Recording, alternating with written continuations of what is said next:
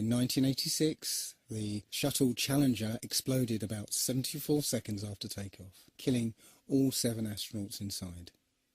Or did it? It turns out that 6 of the 7 are still alive and kicking today. Ellison Onizuka claims to be his identical twin brother, Claude. Yeah, I've got an identical twin brother, Claude, too. The Challenger pilot, Mickey Smith, hasn't even bothered changing his name. He's now Professor Michael J. Smith of University of Wisconsin. Now, Krista McAuliffe was a bit of a sneaky one. She was the Challenger payload specialist, quite famous for being a teacher. It turns out during her astronaut days she was using her middle name, Krista, and now she goes by her first name, Sharon, and she's a Syracuse law professor. The Challenger commander, Francis Richard Scobie, is now Dick Scobie, which sounds like a rather unpleasant disease, CEO of Cows in Trees Limited. Judith Resnick, the Challenger mission specialist, again hasn't even bothered changing her name. She's a professor at Yale Law. And finally, Ronald McNair, another Challenger mission specialist, claims to be his identical twin brother, Carl McNair. What are the odds?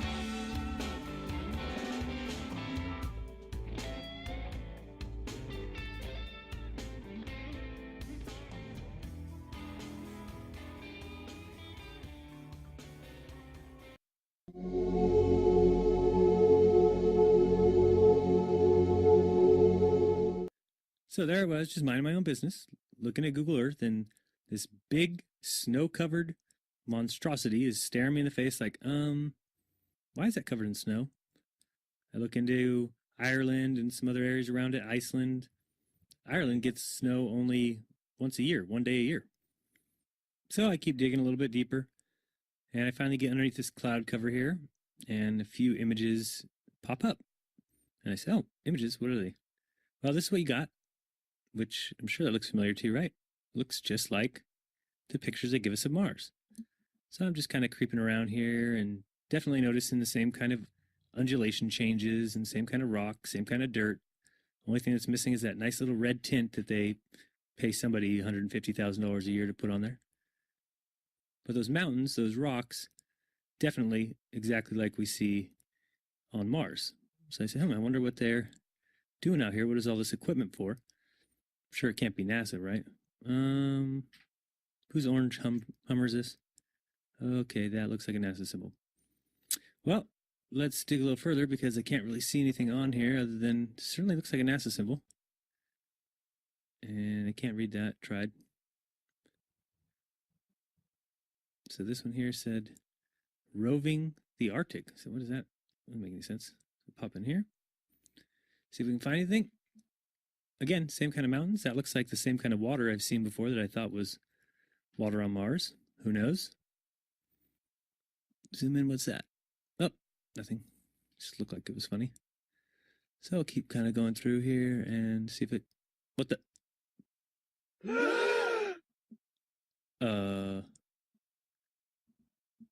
Yeah. So, I think I found out where Mars is, guys. It's just about 1,000 miles north of me. Not quite the distance that NASA says, but I can't find anybody who's in charge of this. They must be hiding behind these rocks. Oh no, there they are out in front of everybody, just standing there. Lovely. Clown number 1, clown number 2, and clown number 3.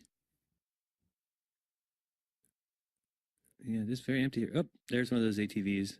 All right, now we're on to something. Oh, I got another truck. Oh yeah, it says NASA. What's that say? Mars Project? No,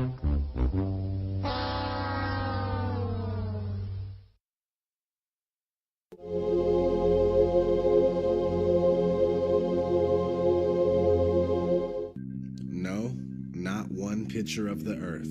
Imagine that. Thousands of satellites supposedly orbiting the Earth. Why can't we get thousands of pictures?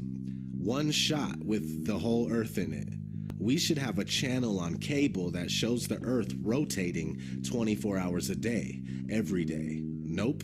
Let's listen to NASA's very own Robert Simmons talk about how we get our fake pictures of Earth. Last week, scientists at NASA released this. The shot is compiled from data from NASA's VEERS instrument, which orbits the Earth about every 100 minutes, taking measurements of light coming off the planet. That can be translated into ribbons of imagery like this, and then into one of these. And this is just the latest in NASA's Earth from Space album, which may be one of the most mind-expanding collections of images in human history. And then in 2002, Blue Marble 2.0, NASA's Rob Simmons made this. Simmons' job is... It's primarily taking data and making pictures out of it. That's what this is, a composite of data sets from several different instruments translated into a picture. So we actually had to take clouds out. They stashed the clouds for later, went onto the ocean. That came from an instrument that measures phytoplankton in the sea. Where it was low, I colored it dark blue because they're low mostly in mid-oceans. And then where it was a little bit higher, it was like a little bit brighter green. Then add the clouds back in. There's a small problem with it because there's a very slight gap in between each orbit. So some of those are painted on. It is photoshopped, but it's has to be. Then there was another layer to sort of simulate the atmosphere. And then there's this little bright spot. It's called the specular highlight. So it's the reflection of sunlight off of water. Those are the pieces, but you can't just slap them all together. It just didn't look realistic. It looks kind of flat, or the clouds are sort of too see-through. So I just hit Command-Z a lot. There's artistry to creating the world. What I imagine it to be. Unfortunately, I'm not an astronaut. I've never been to space. But I've looked at these images over and over again, trying to sort of get the essence of it. It is photoshopped, but it's has to be. It is photoshopped, but it's has to be. It is photoshopped, but it's has to be. It is photoshopped, but it's It has to be.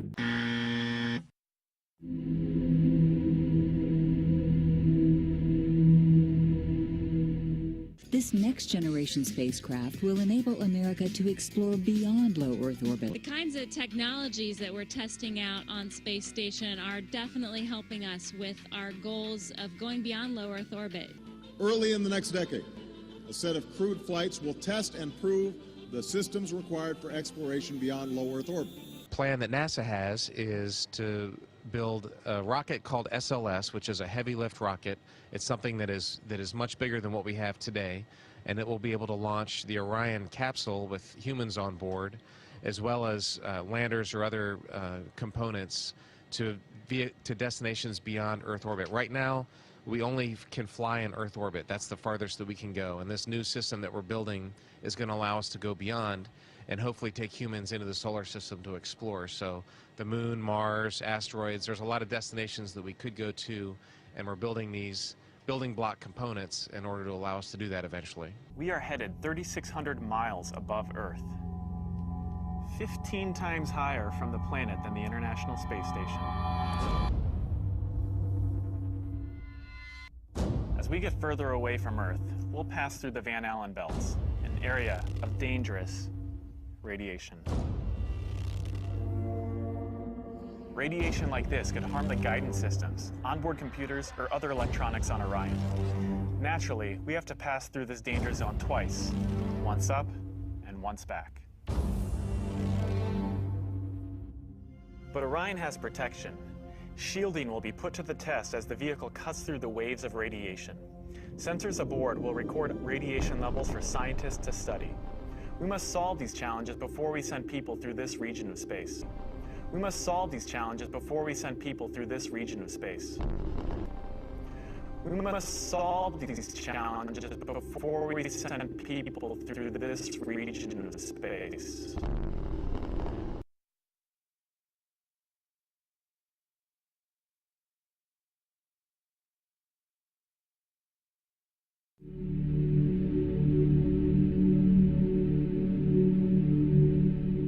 NASA admitted that it had lost the original footage of man's first steps on the moon. YouTube and watch A Funny Thing Happened on the Way to the Moon. It contains newly discovered evidence, which is part of the missing tapes, of outtakes from the first mission to the moon, of them falsifying a shot of being halfway to the moon. We found never before seen footage of them faking part of the photography, which is in A Funny Thing Happened on the Way to the Moon, which has been licensed 5 times and can only now be viewed on YouTube. Here they discuss the fact that they have turned out the lights and have blocked out sunlight from entering the spacecraft through the other windows, as to not cause any reflected light to fall onto the spacecraft's wall in the foreground. Okay, very good. Well, we shut out the sun coming in some of the other windows into the spacecraft, so it's looking through the number 1 window and there isn't any reflected light. The reason this was done is so that the truth of the matter would not be revealed. It is this. Though the federal government would have you believe that this is a view of Earth from a distance out of the spacecraft's window as it nears the moon, it is not. What they have ingeniously done is placed the camera at the back of the spacecraft and centered the lens on a circular window in the foreground, outside of which it is completely filled with the Earth in low orbit. The circumference of the window then appears to be the diameter of the Earth at a distance. As they perfected the shot, a crescent-shaped piece of black material was inset slightly into the window to create the illusion of the Earth's terminator line dividing night and day. It is uncannily convincing. During this segment, intended to be edited and played back later for the worldwide television audience, dated July 18th, 1969, Neil Armstrong condemns himself as he states that he is 130,000 miles out. Hi, Roger, Houston, Apollo 11. Calling in from about 130,000 miles out.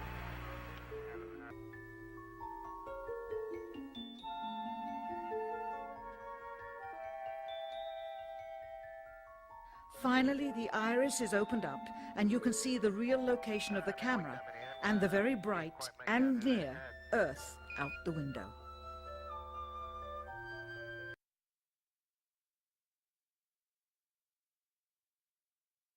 Here is the slate for the 19th of July, and the same shot of trickery on the 19th of July, and then the 20th, and the same misleading shot on the 20th. Later that evening, they were said to be walking on the moon. How can this be when they were in Earth orbit only 9 hours earlier, and the moon is some 3 days' journey away? So I took a year and I traveled across the country, and folks, I've actually posted it on YouTube. It's called Did We Go?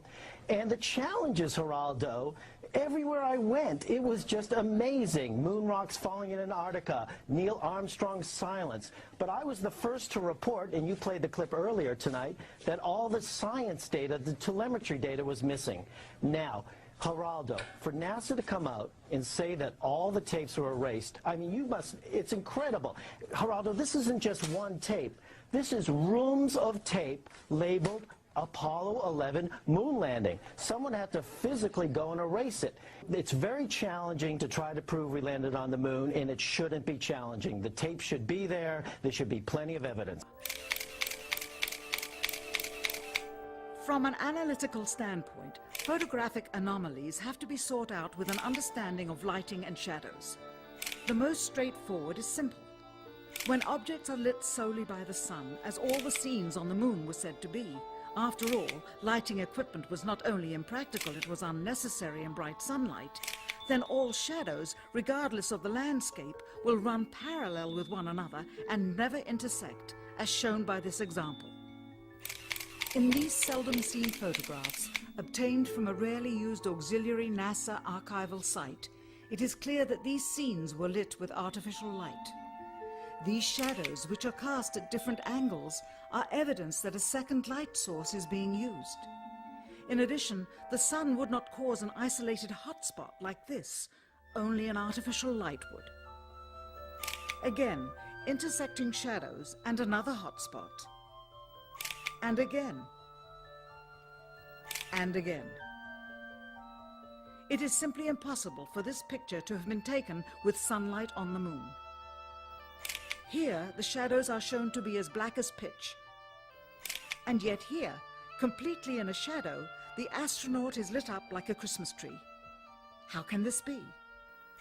Or this, on the shadow side of the lunar module.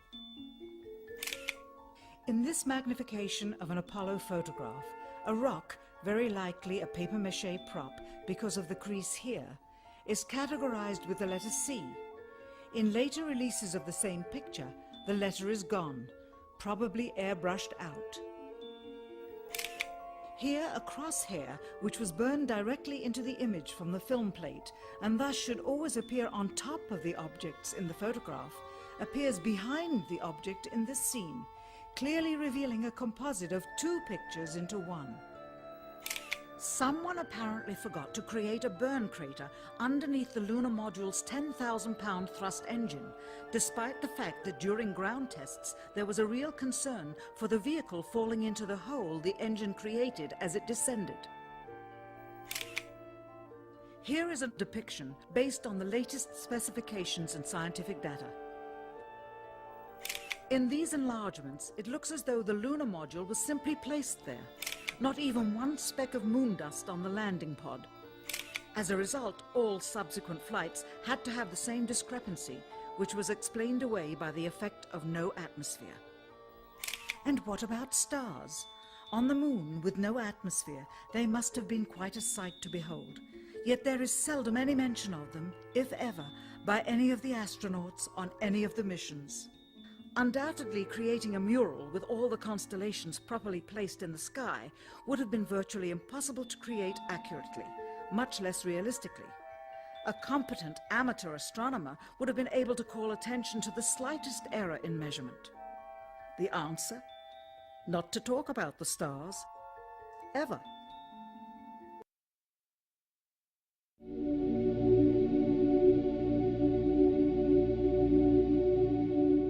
We were never able to see stars from the lunar surface or on the daylight side of the moon by eye without looking through the optics.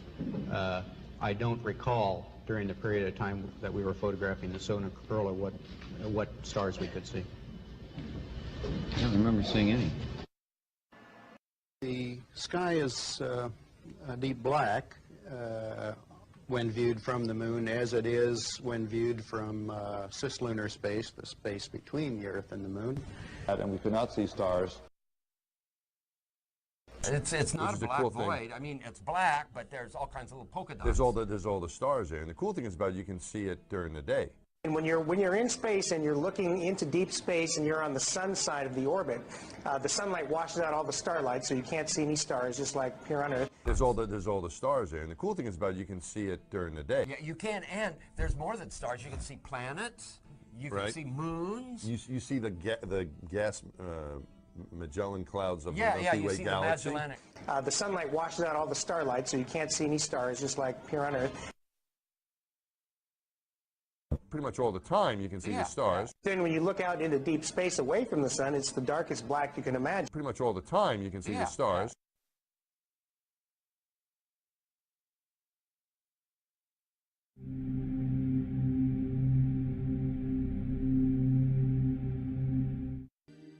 You would think there are rules on the International Space Station. For example, be careful with water next to electric devices. Their life depends on it. And I thought I'd show you how I do it. Let's see. To get started, these are the things I need. A bag of warm water, a little no-rinse shampoo, towel, and my comb. What I like to do is start by just putting some hot water, squirting it onto my scalp. And I have a mirror here so I can kind of watch what I'm doing. Sometimes the water gets away from you, and you try and catch as much as you can. Here I am, and I got my water. So first of all, I'd like to show you how water behaves in weightlessness, which is kind of interesting. Of course, it doesn't fall down like it does on Earth, and it kind of tends to stick to your skin because of surface tension. I don't know if you can see it. See, it doesn't really want to move away from your hand, just because of that surface tension effect. We have power bricks. You see all these things, this blue bricks for power supply. Just because it's a little bit difficult to control. So water is also very dangerous on the space station because we have a lot of electricity. So we need to be very careful not to spill it.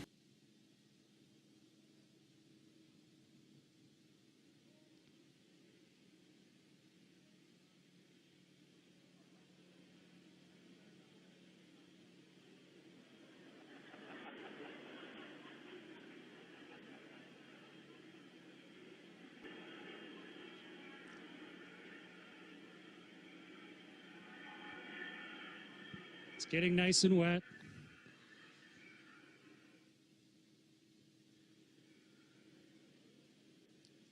I want to make sure for the experiment that it's really soaking wet. Water is also very dangerous on the space station because we have a lot of electricity.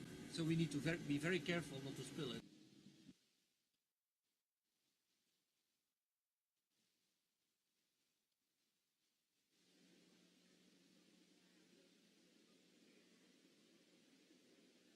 Okay. So we need to be very careful not to spill it. So I have a soaking wet washcloth here floating in front of me.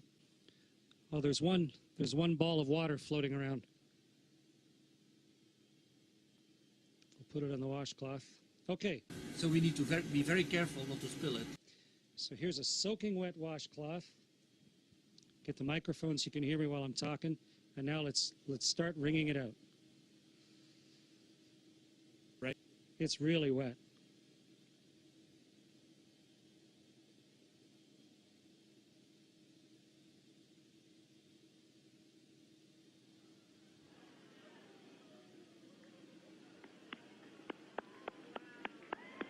It's becoming a tube of water.